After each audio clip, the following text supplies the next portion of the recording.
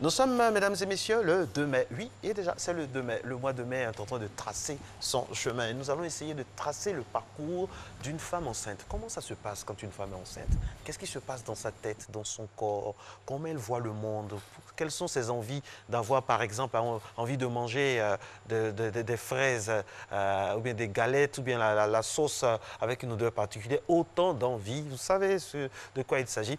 Il va nous en parler, il est là, il est avec nous, c'est le docteur Djibril Madi. Vous savez, le conducteur aujourd'hui, c'est un conducteur en mode vintage. Docteur Aka Félix, qui est très sur notre plateau depuis des années. On a Cédric Lombardo, qui est avec nous depuis 2010. Et puis aussi docteur Djibril Madi, qui est avec nous depuis 2017. Donc vraiment, on a l'essence de la matinale. Élément récapitulatif, on croise les doigts et puis on se retrouve juste après.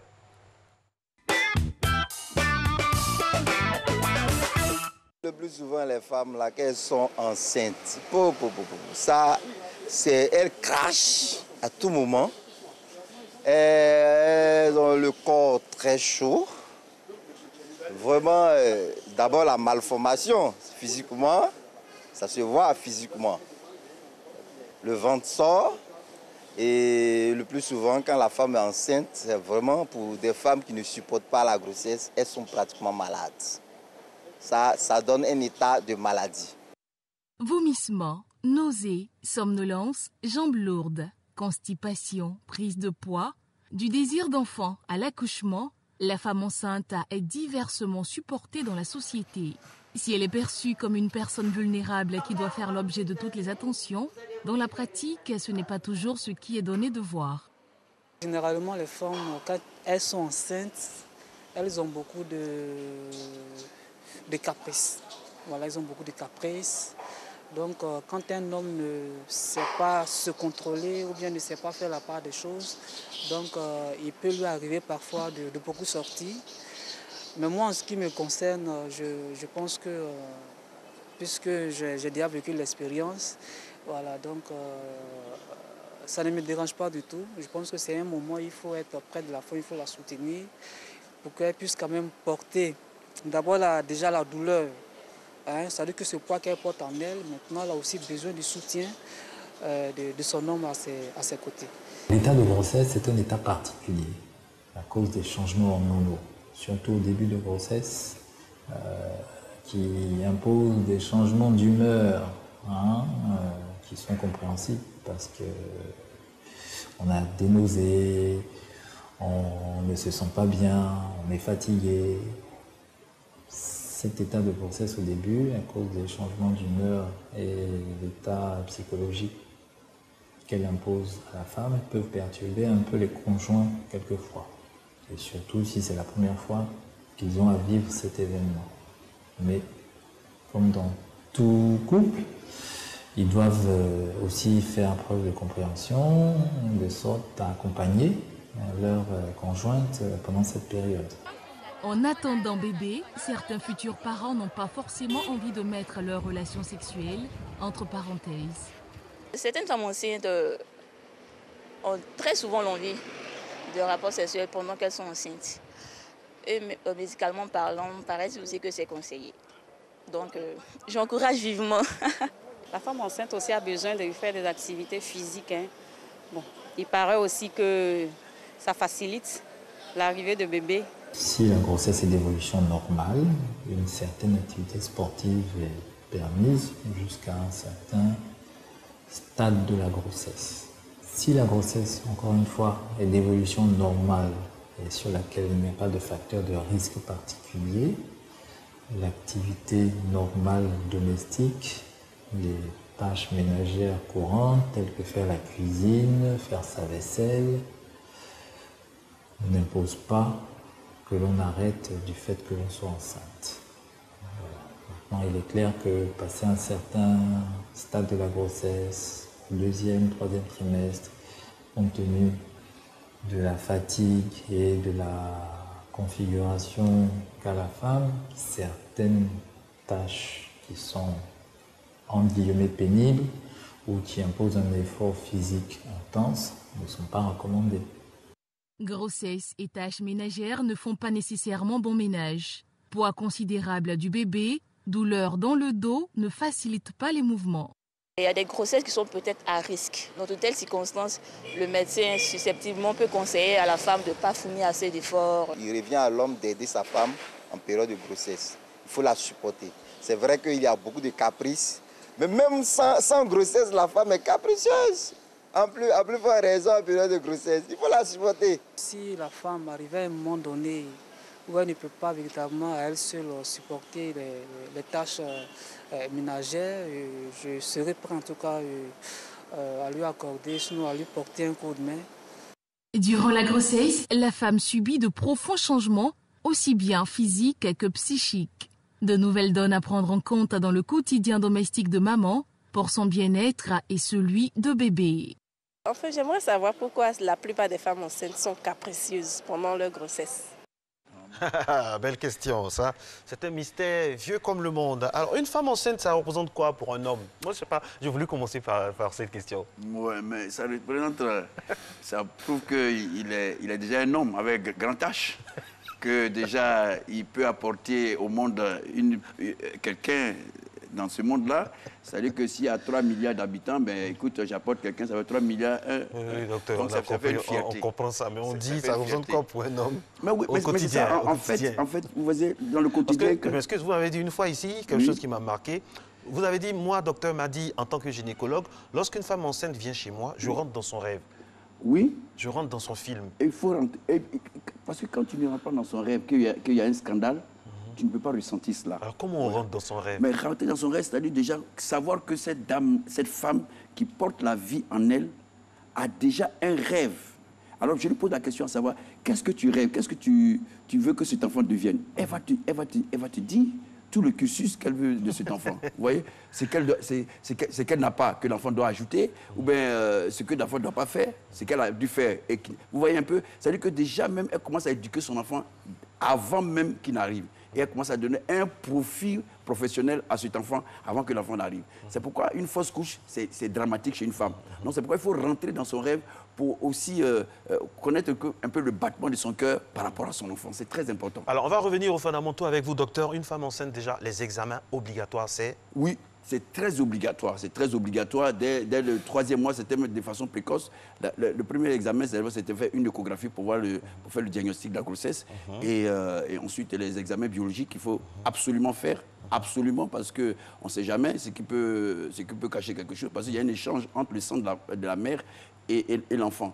Donc, il ne faudrait pas que la mère ait, par exemple, des signes de toxoplasmose, etc., etc., qu'elle soit anémiée, tout ça. Donc, on fait tous les examens biologiques possibles. Quand on est à jour de tous ces examens-là, oui, le quotidien, le volet quotidien, comment on le gère? Tant au niveau physique, psychique, psychologique, oui, sociétal. Oui, vous voyez ça se gère à deux. Parce que l'enfant, c'est à deux que ça se fait. Ça se gère normalement. Vous voyez, je connais un coup, par exemple, où vraiment, c'est l'homme qui gère ça. Parce que l'homme, il a un handicap, il est diabétique, vous comprenez? Alors, du coup... Sa femme, c'est la première grossesse. Et cette première grossesse-là, il faut qu'il puisse la gérer. Je lui ai dit, elle ne peut pas travailler pour le moment parce qu'elle ne peut pas te faire la cuisine pour le moment. Et donc, du coup, il s'est vu un peu amputé de son droit de pouvoir imposer quoi que ce soit à la femme. Vous comprenez? Donc, je lui ai dit, bon, tu as mangé un repas froid et à ton régime. Mais la dame, il faut la laisser se reposer un peu parce que ça faisait longtemps qu'il cherchait cet enfant. Et quand cet enfant est venu, il y avait des petits problèmes, vous voyez. Et donc, ils ont géré ça à deux. Et Dieu merci, tout s'est bien passé. Donc, en fait, c'est à deux que ça se gère, vous comprenez? Il ne faut pas imposer à la femme ce qu'elle ne peut pas faire. Vous comprenez? Comme le disait le docteur Hugues tout à l'heure, il y a certaines grossesses qui sont à risque. Il y a des grossesses à risque. Par exemple, une femme qui a fait 2 fausses couches. Je connais une dame qui a fait 2 fausses couches. Et le monsieur veut effectivement aller avec elle. C'est tout à fait normal. C'est ce que moi-même je propose. C'est tout à fait normal. Mais malheureusement, c'est que cette dame-là, ayant des antécédents de fausses couches à répétition, elle s'est remise sur elle. Elle dit, je ne veux plus perdre cet enfant-là. Donc j'ai appelé le mari, je lui ai dit, est-ce que tu peux comprendre que voilà ce qu'elle vit? Oui, c'est comme ça. Le médecin doit entrer dans l'univers de la femme pour pouvoir comprendre les choses. Parce que si tu ne rentres pas dans son univers, tu risques de la connaître pour dire non, il faut aller avec ton mari. Non, il ne faut pas se contenter seulement de recevoir la femme. Oui, tu as fait tes examens A, B. Non, il faut rentrer dans sa vie, toucher un peu des secteurs qui peuvent la mettre à l'aise. Voilà, c'est-à-dire qu'en fait, le médecin n'est pas celui qui prescrit tout ça. Il faut rentrer dans le social de la femme, il faut rentrer dans le social, même dans l'économie même de la femme, vous voyez, dans son pouvoir économique. Est-ce que tous les médecins font ça? Ben oui, mais tous les médecins devraient faire. Oui, ils le font. Les collègues le font. Je ne vais pas être un peu rébarbatif sur mes collègues, mais ils le font. Vous comprenez? Parce que déjà, quand une femme arrive et que déjà, à la consultation, elle a des difficultés, tu sens déjà que l'ordonnance que tu vas donner, ça risque de faire. Donc, il faut réduire l'ordonnance, au moins faire le strict minimum. Voilà. Donc, par rapport à ce quotidien-là, les hommes, souvent, moi, je les appelle. Je les appelle pour leur demander, ou bien je leur dis de venir au cabinet. Et ensemble, nous allons gérer justement l'évolution de cette grossesse. C'est très important. Justement, parlant d'évolution de la grossesse, on a fini les examens, elle se porte bien, le bébé va bien. Au quotidien, on fait comment? Par exemple, au niveau physique, on va commencer par le niveau physique. Le sport, les rapports intimes avec son homme, comment ça se passe? Oui, c'est pas contre-indiqué. En fait, le sport n'est pas contre-indiqué, mais il y a des sports qu'il ne faut pas faire. Il ne faut pas aller faire du rugby, il ne faut pas aller faire du football, parce qu'il y a des femmes aussi qui font du rugby, du football, c'est-à-dire des sports de violence, parce que maintenant, les femmes, elles font tout maintenant. Vous voyez, de la natation jusqu'au rugby, vous voyez, les sports de... C'est contre-indiqué. Mais il y a certains sports, par exemple... C'est contre-indiqué à quel mois? Combien de mois? Est-ce qu'une femme peut jouer au basketball à 2 mois de grossesse, à 3 mois ou à 6 mois? Non. En fait, ça dépend d'abord, de l'âge de la grossesse, comme je l'ai dit. Mais ça dépend surtout du contexte. Vous comprenez? Elle peut se porter bien.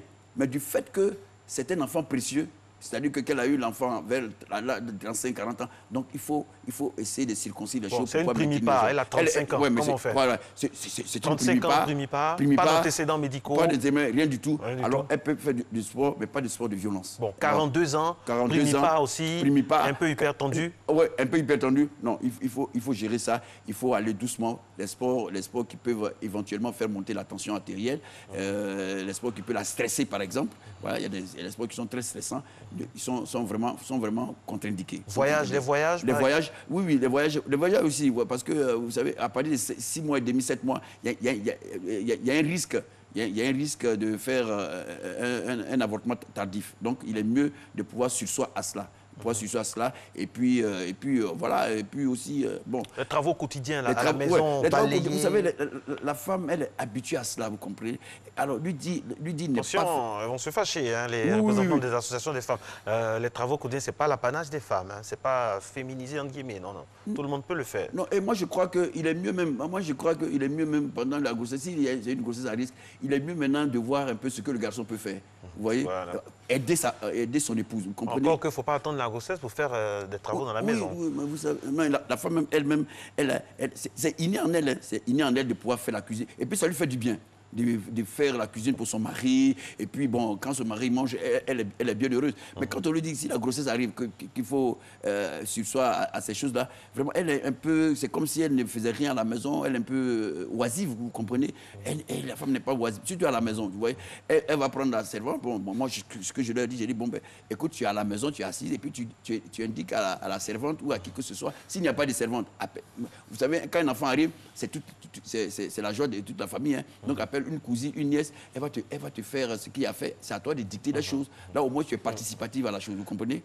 Alors, voilà. Tout à l'heure, dans l'élément, on a vu des personnes nombreuses qui parlaient des rapports sexuels. Alors, docteur m'a dit qu'il n'a pas sa langue dans sa poche. Alors, qu'en est-il des rapports sexuels? Je vois ce sourire là. Non, les rapports sexuels. Parce que moi-même, je suis un cobaye. Je suis un cobaye de la chose. Ça veut dire quoi? Ça veut dire que moi, j'ai eu des enfants, mon ami. J'ai eu des enfants, donc j'essaie. Non, mais le mot cobaye, pourquoi cobaye? C'est-à-dire qu'en fait, je peux attester. Je peux attester qu'on peut faire des rapports du premier jour jusqu'à la veille.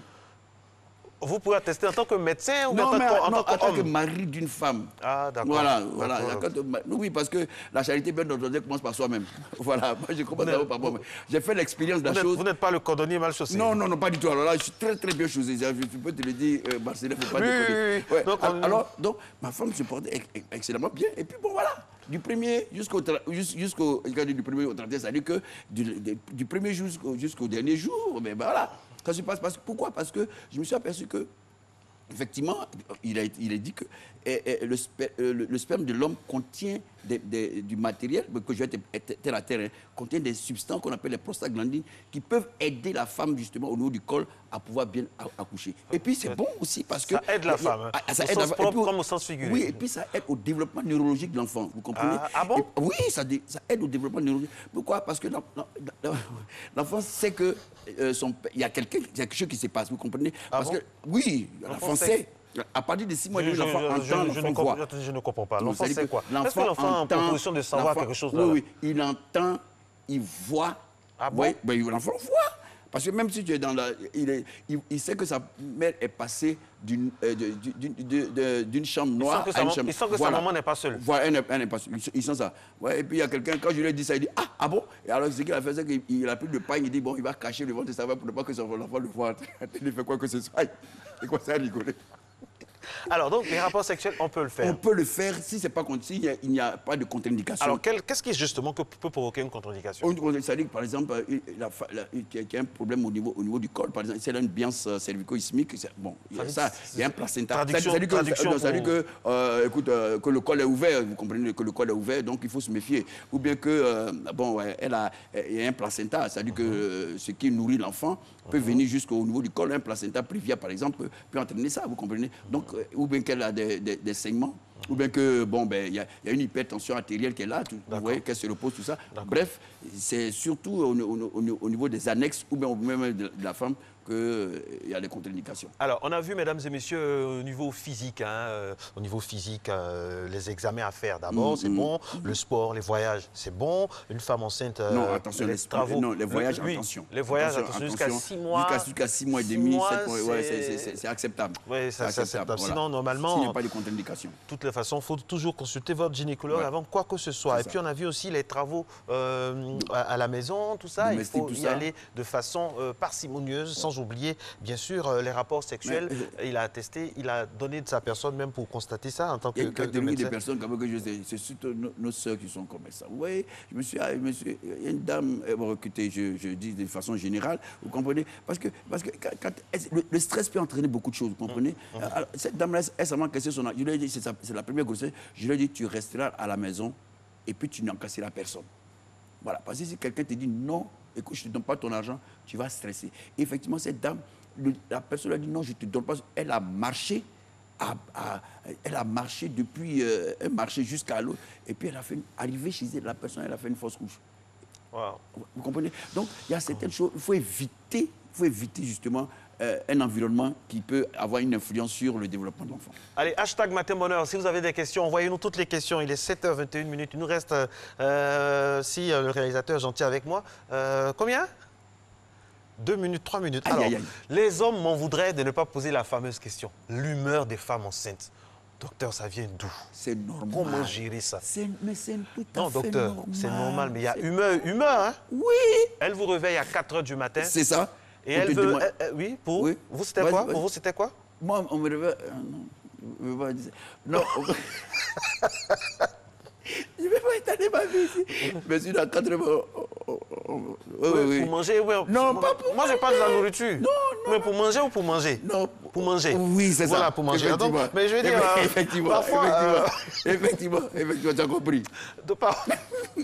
Parfois, elle peut vouloir manger des choses inattendues. C'est de ça que moi, je parle officiellement sur ce plateau ici. Oui, des choses inattendues, oui, mais il faut pas qu'elle... Non, et puis, des choses inattendues que tu peux payer quand même. Mais franchement... Oui, mais pas qu'elle... oui, il y a des choses qu'elle te demande, mais non, tu peux... La nuit, il faut aller chercher du chocolat. Ou bien du pain sucré. Ou bien du pain sucré, à 3h du matin, alors que les femmes ne passent plus. Non. Il n'y a plus d'endroit de pain sucré à 3h. Mais mon ami, ça t'apprendra. Autant tu l'as épousé, il faut te soumettre à toutes ces choses. Alors, comment on fait? Vous appelez l'homme pour le préparer à ça psychologiquement, ou bien il y a des choses qu'on doit faire? Non, je lui dis, par exemple, je dis à la dame, moi je dis, mange tout ce qui te passe dans la tête, mange. S'il n'y a pas de contre-indication, mange. Tu comprends? Maintenant, c'est dit non, il y a des choses que je ne mangeais pas avant que tu manges. Il dit, mais oui, mais il faut les manger. Parce que si on des listes là. Monsieur Kadioko qui dit, oui. Moi, ma femme, quand elle était enceinte, oui. Tenez-vous bien, hein, elle voulait que je mouille le tapis, oui. L'odeur du tapis mouillé, c'était ce qui la calmait. Oui, c'est tout. Mais c'est vrai. Oui, non, il y a des humains. Non, c'est paradoxal. Il y a d'autres même. Le parfum qu'elle met, elle rejette ce ces parfums. Vous comprenez? Et il y a certains parfums aussi. Bon, écoutez, je ne vais pas rentrer dans les... Il y a certains qui... L'odeur des vies, il y a des gens qui... Il y a des femmes qui aiment ça. Non. Je te parle, et même, il y a eu des humeurs qui frisent un peu... Et parfois, ça crée des problèmes. Et puis, il y a cette fameuse guéguerre où la femme voit l'homme comme le coupable de son état. Oui. Et donc, ça crée des tensions dans le couple. Comment on fait? Quand c'est comme ça, il est mieux. Non, et puis c'est passager, Donc, il ne faut pas faire de cela, je ne sais pas moi, une histoire. Le mieux, c'est de les séparer, c'est tout. Ce n'est que contextuel, le problème qui est là. Donc, je crois qu'il ne faut pas scandaliser. Le mieux, il faut focaliser son regard sur le fait que l'enfant va venir. Dès que l'enfant sort, c'est fini. Tout est passé. Et puis la femme, et ce qui est extraordinaire dans cette création, ce qui est extraordinaire, c'est qu'après cela, la femme oublie tout. Elle a tout oublié. Il suffit qu'elle entende le cri de l'enfant, c'est fini. Oui. Elle a tout oublié et tout est passé. Et c'est ça le génie des choses. Vous comprenez? Et c'est ça aussi le mérite de vous, gynécologues, parce que vous êtes là du début jusqu'à la fin. Oui. Et vraiment, vous faites... Et nous aussi, on supporte les humeurs. On supporte oui. vraiment les humeurs des femmes enceintes. On les supporte, vous comprenez? Et vous gérez tranquillement. Non, tranquille. Dites aux sages-femmes aussi de faire la même chose. Oui, la même chose. Le corps médical et paramédical, on gère ça, vous comprenez? Merci, docteur Madi. C'est toujours un plaisir de vous avoir à la matinale pour parler donc de santé. On embrasse, on fait un gros bisou à toutes les femmes enceintes qui nous regardent. Et puis aussi à leur mari, à qui on leur dit beaucoup de courage et surtout, bonne journée sur RTI.